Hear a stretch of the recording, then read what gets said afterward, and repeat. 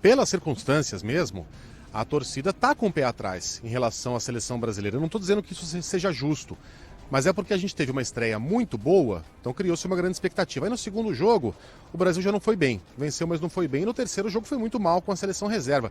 Então, por mais que não tivéssemos Neymar no segundo jogo, a seleção fosse reserva completamente diferente no terceiro, a verdade é que essas são as lembranças mais frescas na nossa cabeça, de duas exibições que não foram boas, né? E aí eu chego na polêmica do momento. O famoso churrasco com ouro folhado. Veja bem, vou deixar bem claro, presta atenção. Eu não sou contra de forma alguma que a pessoa, inclusive, esbanje o seu dinheiro. Se é dinheiro ganhado com suor, e no caso desses rapazes é literalmente com suor dentro de campo, eu sou um capitalista, sou a favor que a pessoa viva de acordo com o seu poder aquisitivo. O Neymar quiser viajar para a Lua, se o Vinícius Júnior quiser comer uma carne de 30 mil reais, eu não vou encarar isso como uma afronta, não. Eles trabalharam para isso. Agora, precisava postar? Precisava. A vida existe fora da internet. Eu sei que há uma ideia hoje de que se você não posta, aquilo não aconteceu. Mas postar na internet não deixa a carne mais gostosa. A experiência continua existindo. E isso cria um ruído. Veja bem, você pode postar sem problema nenhum, se você não se importar. Os caras, os pentelhos aí vão encher o saco, e eu acho que são pentelhos mesmo. De ficar enchendo o saco dos caras por eles fazerem algo que o trabalho deles permite que eles façam num dia de folga, mas eles vão. A gente sabe como é que é a internet. Os caras entram no Twitter, nas redes sociais, só pra encher o saco, só pra falar mal. Então, se você estiver disposto a dar de ombros e falar dane-se as críticas, ótimo. Ocorre que não é assim. Eles se importam com as críticas. E aí o tempo que está sendo gasto para explicar que o que aconteceu não tinha nada demais, e de novo, eu também acho que não tem nada demais, poderia estar sendo usado como foco 100% para a Copa do Mundo. Você desvia o foco. Você tem que estar 100% focado no jogo de hoje, na competição. No momento em que o Thiago Silva usa parte do tempo dele para chamar a imprensa e dizer, olha, o que aconteceu não teve nada demais, ele tem razão. Mas ele está usando o tempo dele para uma questão lateral e desimportante. Então, se você não se importar com as críticas, faça o que bem entender. Pule de paraquedas, vai andar de balão, coma carne folhada a ouro. Eu, se tivesse grana, faria a mesma coisa. Mas tem que estar pronto para as críticas, porque as pessoas são insuportáveis, né? E no Brasil a gente tem essa mania de não gostar de ver gente se dando bem, de ver gente levando uma vida muito boa. Há muita inveja também. Se você se importar, não faça isso, cara. Coma depois. Porque você tira o foco do jogo. Não sei se você concorda comigo, Bruno Camarão. Bom dia. Tudo bem, Megali? Bom dia a você, a todos que nos acompanham na Band News FM também no Brasil. Eu não consigo enxergar polêmica nisso. Nesse caso envolvendo os jogadores da seleção, a tal da carne com filete de ouro, sinceramente, acho que me parece ser um assunto completamente fora de medida nesse momento. E assim, muitos desses atletas, acho que o Neymar, na personificação do que é essa seleção brasileira, é um cara que se alimenta desse tipo de crítica, do confronto. Talvez falte ao Neymar, de fato, assumir esse papel, não de bad boy, mas de um cara que é mesmo um anti-herói, um cara que tem os seus defeitos e lutar com as forças que ele tem, que são muitas, para apresentar o futebol dele, superar adversidades e, no fim das contas, conquistar o título que vai ser em prol da coletividade do futebol brasileiro. Ponto. Acho que esse tipo de discussão, como você bem mesmo falou, a internet é muito chata, o pessoal pega no pé, o pessoal busca alguns pontos para levantar uma temática, ainda mais num período de Copa do Mundo, em que mergulham neste aquário do futebol personagens e pessoas e público que não necessariamente estão acostumados com o jogo, que não acompanham o ciclo de 4 anos, pura e simplesmente querem vivenciar aquilo. E o que acontece de fato na vida privada desses atletas, mesmo num período curto de folga, interessa, passa a ter valor e muitas vezes vira uma temática a ser rediscutida pela internet. Eu confesso, não consigo ver polêmica nenhuma nisso, não faria por 2 motivos óbvios, um por achar uma bobagem sem tamanho e o segundo por não ter dinheiro. Mas como você disse, eles têm grana, eles podem gastar com o que eles quiserem, eles andam com um carro de R$1 milhão, eles moram em casa de 10 milhões de dólares, e essa discussão sobre o papel deles perante a sociedade não é exatamente feita a todo instante, a todo momento. O foco tem que ser o jogo contra a Coreia do Sul. O Brasil precisa avançar às quartas de final e repito, que esse grupo do Brasil, muito motivado pelos principais líderes, você falou do Thiago Silva, mas o Neymar é assim, eles gostam desse negócio de é contra tudo e contra todos, vamos calar os críticos. Muitas vezes nem existe uma crítica de fato, mas eles querem dar uma resposta. Foi assim, por exemplo, com o treinador da Sérvia, logo de cara, que questionou, quem que vai marcar nesse time do Brasil? E o Thiago Silva veio a público e falou, respeito com a seleção brasileira. Então esse movimento de dar uma resposta, de alimentar esse contra tudo e contra todos, é uma característica do jogador de futebol brasileiro e que está muito impregnada nessa seleção, na minha opinião. O Camarão, olha, Megali, questão... Diga lá, Dó. Não, só para arrematar aí em relação ao que o Camarão disse, acho que o resultado determina tudo, sabe? Eu me lembro de 2010, em 2010, lá na África do Sul, o Dunga deu um dia de folga para os atletas da seleção brasileira. E o Robinho foi o único que saiu. E na época todo mundo falou, nossa, que absurdo, ele não é um cara de grupo e tal, não sei o quê. O Brasil fez um primeiro tempo maravilhoso contra a Holanda, depois acabou sendo desclassificado e ninguém mais lembra disso, lembra só do resultado e tal. Essa coisa de internet é uma coisa assim, as pessoas dão muita importância pra gente que não tem importância, né? É uma coisa muito engraçada isso. Você posta algo e se dói por comentários de gente que não tem nenhuma importância pra você.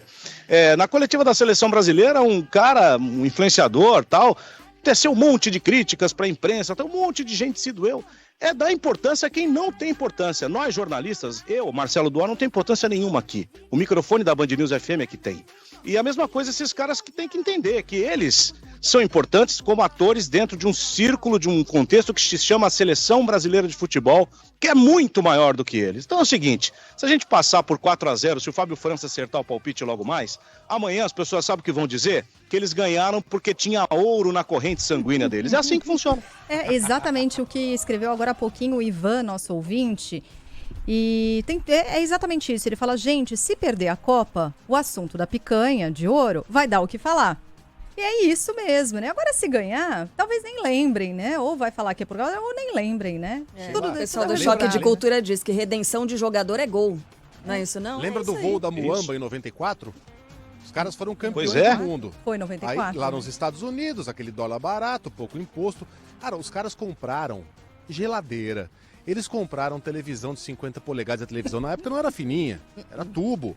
Os caras encheram ali a carga do avião com muamba, mas muito acima dos $500 que eram permitidos naquela época. 500 aqui. O quê? Ricardo Teixeira, Romário, os caras compraram o que podiam e não podiam. E a alfândega fez que não viu, deixou aquilo passar. Você imagina isso com uma seleção que não ganha a Copa do Mundo, agora ganhando, né? Não estou dizendo que é bonito, mas é assim. Você pode tudo. Eu acho que não custava esperar um pouquinho. Ou não postar, a não ser que você não se importe com as... Já que eles se importam, você imagina o quê? A seleção vai lá, fez 3 gols na Copa do Mundo até agora, a Inglaterra fez 12. Acha que ninguém enche o saco? Claro que iam. Claro que ia. A internet é assim. Então se você não liga, ótimo. Mas se você liga, você tá perdendo o foco.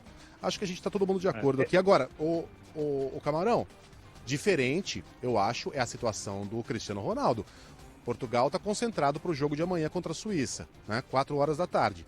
E aí a gente fica sabendo que o Cristiano Ronaldo, nesse meio tempo, tá negociando com o time da Arábia Saudita, o Al Nassr, um contrato de alguns bilhões de dólares. A imprensa espanhola dá como certo até, que ele vai jogar o final da carreira na Arábia Saudita. Eu não sei, por mais que o Cristiano Ronaldo seja um cara muito concentrado, muito focado, se dá para você se entregar 100%, né, dentro de campo num jogo contra a Suíça, sabendo que do lado de fora do estádio tem um sheik pronto para assinar um contrato de 8 dígitos. Não sei. O que você acha disso? Aliás, 8 não, bilhão não. Pô, bilhão são 12 dígitos, né? Pelo amor de Deus. São 200 milhões de euros por temporada pelos próximos 2 anos de 2025. Informações do jornal Marca. É um jornal espanhol que acompanha intimamente o Cristiano Ronaldo, especialmente depois da passagem dele defendendo a camisa do Real Madrid.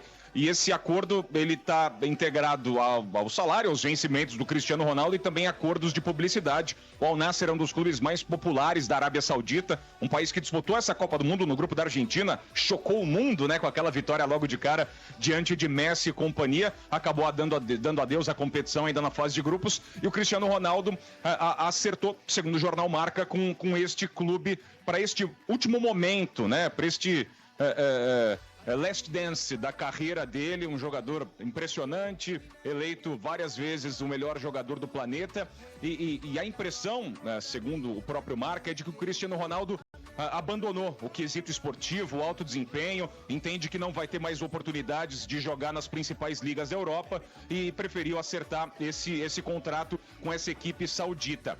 O Fernando Santos, logo treinador de Portugal, logo na coletiva de estreia de Portugal aqui na competição, enfrentando o Gana, o Cristiano ele tinha acabado de anunciar a quebra do vínculo dele com o Manchester United. E ele foi questionado sobre isso. Ainda não tinha nenhum acordo com outro time. Era pura e simplesmente o fim do vínculo do Cristiano Ronaldo com o Manchester United. Cristiano Ronaldo desempregado aqui no Catar, representando o país dele. E o Fernando Santos foi bem taxativo. Assim como o Bruno Fernandes, que é companheiro do Cristiano Ronaldo na seleção e no Manchester United foi durante esse período. Olha, o Cristiano não falou nada pra gente, tá completamente focado aqui, pouco importa pra gente o que ele vai fazer da vida dele. O foco dele e do grupo está apenas em levar Portugal o mais adiante possível na Copa do Mundo.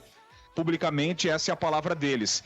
Só que, repito, Megali, esse movimento de acordos comerciais, até de estabelecimento de contratações, em muitos momentos se dá no ambiente de Copa do Mundo. Basta puxar outros mundiais, negócios são fechados, ou pelo menos iniciam-se as tratativas nesse ambiente, porque é um ambiente em que se encontram os principais empresários do mundo, dirigentes de futebol dos clubes estão por aqui. Então eu vejo até com normalidade o Cristiano Ronaldo alinhavar um acordo para a sequência da carreira dele depois do que acontecer aqui no Catar. Choca o fato de ele escolher um mercado, né, completamente periférico. Muita gente esperava que ele talvez pudesse voltar para o Sporting, o clube onde ele começou lá em Portugal, mas não. Cristiano Ronaldo está pensando nisso aqui, ó, mais e mais dinheiro.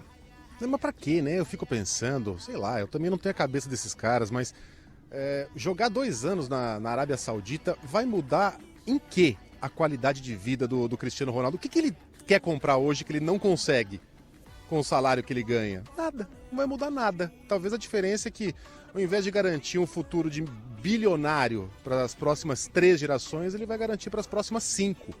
Para o tataraneto dele, mas para ele não vai mudar nada. Sei lá, a vida é tão curta para você passar 2 anos na Arábia Saudita. Mas enfim, cada um aí com a sua vida. Ô Duó, amanhã grandes jogos também, hein?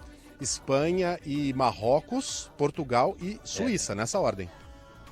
Pois é. Olho nesse último jogo, viu? Porque a Suíça já venceu Portugal em outras oportunidades, tornou a vida de Portugal duríssima para chegar aqui nessa Copa do Mundo. Dá jogo. Portugal e Suíça dá jogo. Não dá, sinceramente, não dá para apostar em favoritismo de ninguém, pelo menos para mim nesse momento, mesmo com o Cristiano Ronaldo em campo. Vai ser o jogo talvez mais nervoso do dia.